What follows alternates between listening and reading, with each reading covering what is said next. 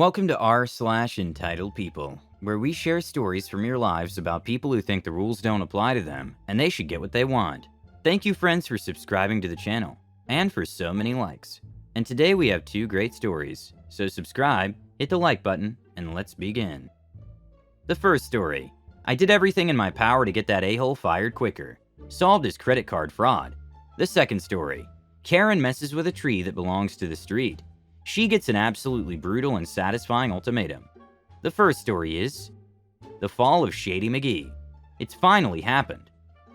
Our night auditor Shady McGee flew too close to the sun, and on this quiet, dreary day, my world has gotten a little bit brighter.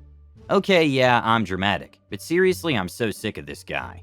So for background, we are short-staffed as heck. Most hotels in our area are short-staffed, but we're currently running the desk on a crew of 4 people. Plus the owner's wife taking over on occasion when we just can't make shifts. So there's no coverage if anyone calls out. Whichever one of us 4 is off is rarely able to come in on an off day, and we're desperate. Shady McGee knows this. He celebrates this. He uses this to his advantage. The amount of BS he has pulled is incredible, and he gets away with it since we can't find a night auditor, and frankly the owner and his wife can't come in to cover night shifts. Our GM desperately wanted Shady McGee gone, and volunteered to work his shifts herself. But she's also GM of another property of owners that is also short-staffed, and she can't really leave without leaving her hotel in serious jeopardy. The owner is in charge of hiring and firing, and he said no, not till we find a replacement. An incomplete list of the stunts Shady McGee has pulled, in no particular order, and abbreviated, so this post doesn't become a novel. This man has not touched laundry in his life.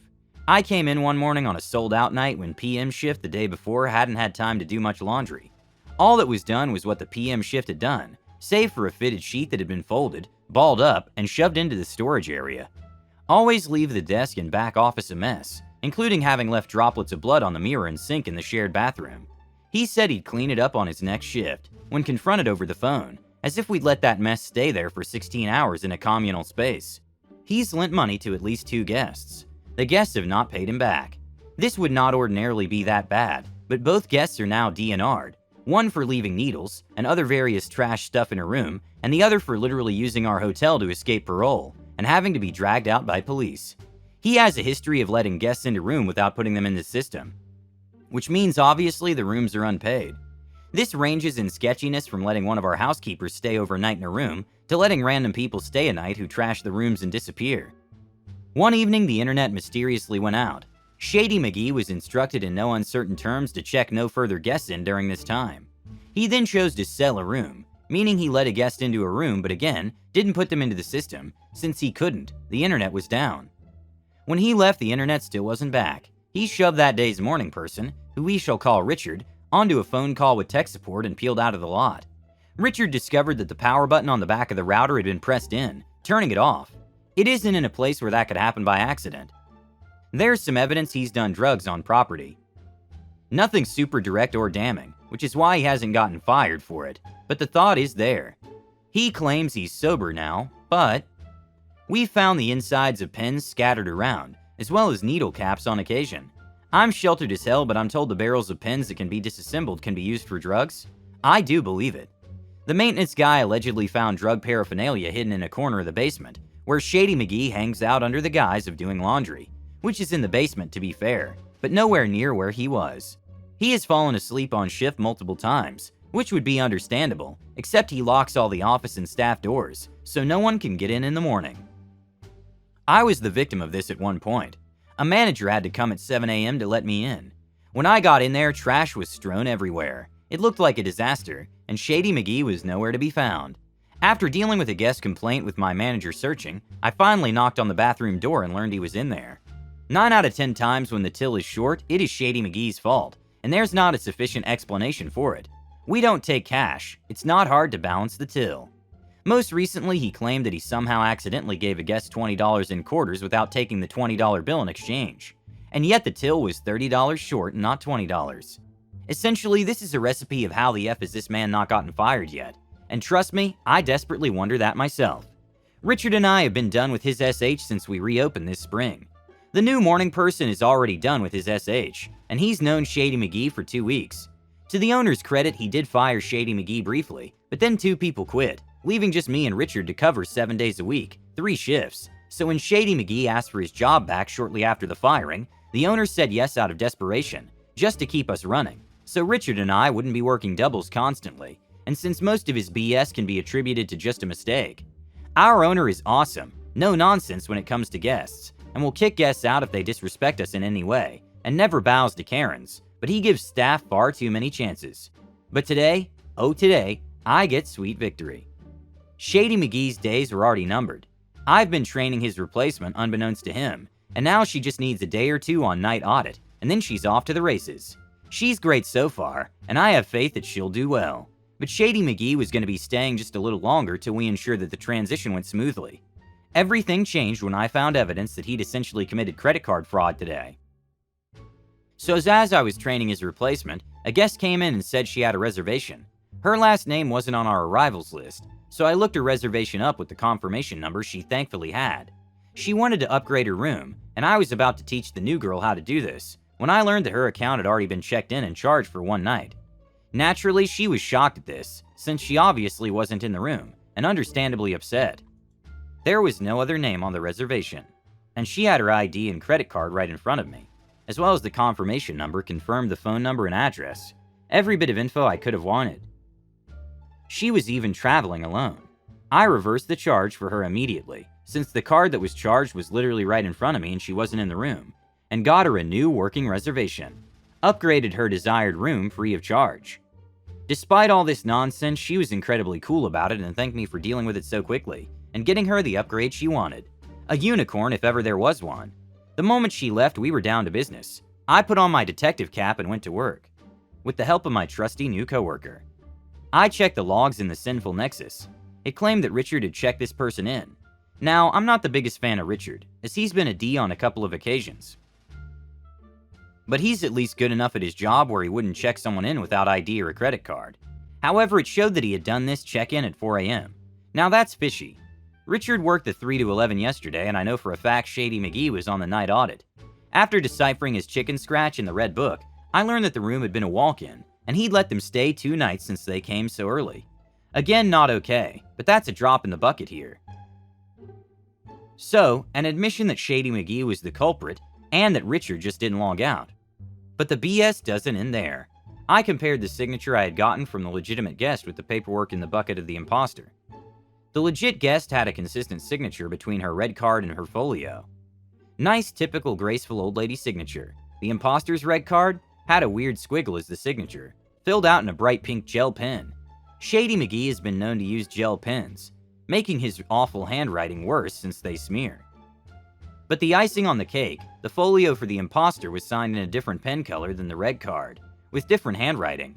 And the name that was there was wrong.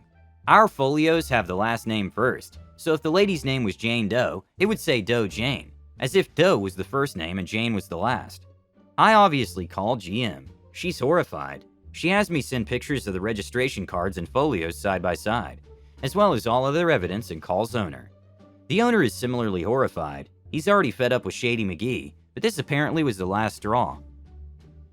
All in all, the new coworker is getting to start full, non-training shifts much sooner than planned, with people on call to help, and a shadow for the first little bit. Richard is covering NA tonight, and Shady McGee is not going to be back on property.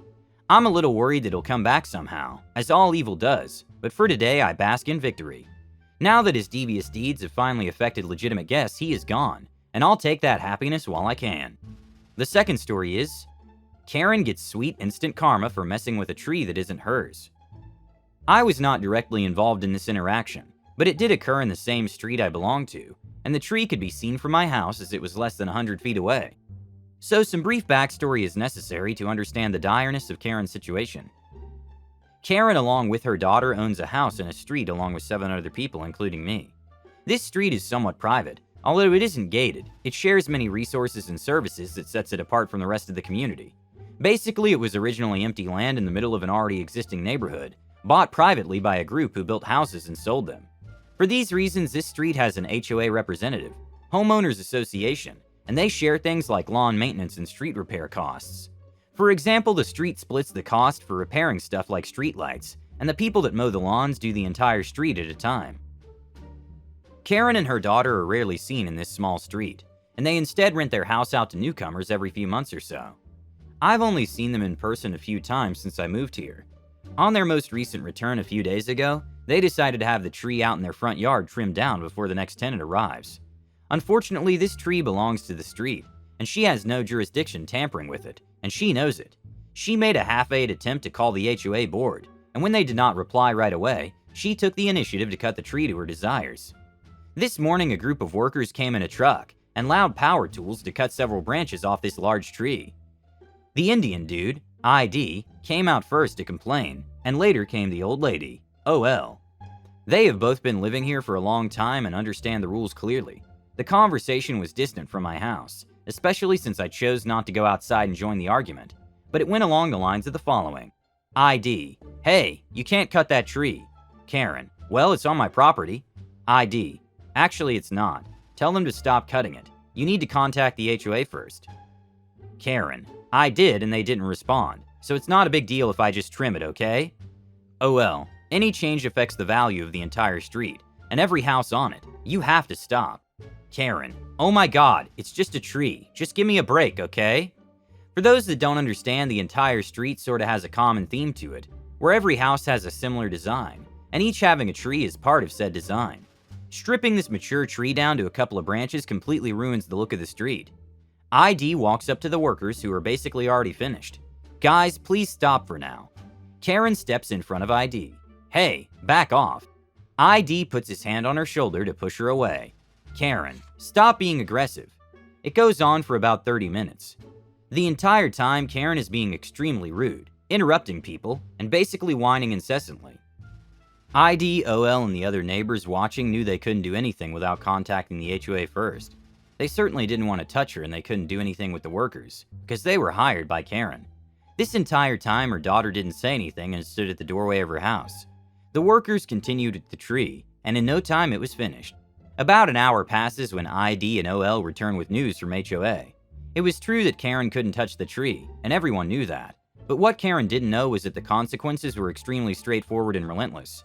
When they began to explain to Karen her remaining options, she had a bee smirk of victory on her face, but it didn't take long for it to be completely wiped away. HOA policies dictate that she has to completely replace the tree, which means that she needs to hire people to come dig the tree out, pay for a new tree, pay for it to be planted, and pay for the lawn that will be inevitably torn up as the tree is being replaced. If she does not comply, her house will be put on lien and be no longer considered an extension of our private street. For those that aren't fluent in real estate terms like me, this means that Karen cannot sell, rent, or refinance her property until said conditions are met. Even if she complies right away, her new tenant will be delayed at least a week or more while the tree is being dug up. This is just such a sweet and fitting end to her entitled attitude. In total, she will be set back thousands of dollars for essentially nothing, except lacking consideration of those around her. I'm not entirely clear on the costs, but I expect it to be at least $10,000. Moral of the story, don't F around with trees. They have countless lawsuits and HOA strings attached to them. And don't be a bee to your neighbors. Just to clarify to explaining why the Karen deserved her justice, I forgot to mention that she did flip everyone off and threaten to call a lawyer. She acted really childish overall and kept repeating the same phrase of something like, "You can't touch me, I did nothing wrong," over and over while interrupting people. Her daughter wasn't too much better, but you can't really blame her for trying to defend her mother a little bit. She probably just didn't understand what her mother really did. Her daughter was like, "Stop shouting and don't get aggressive," etc. Subscribe, hit the like button, and have a nice day.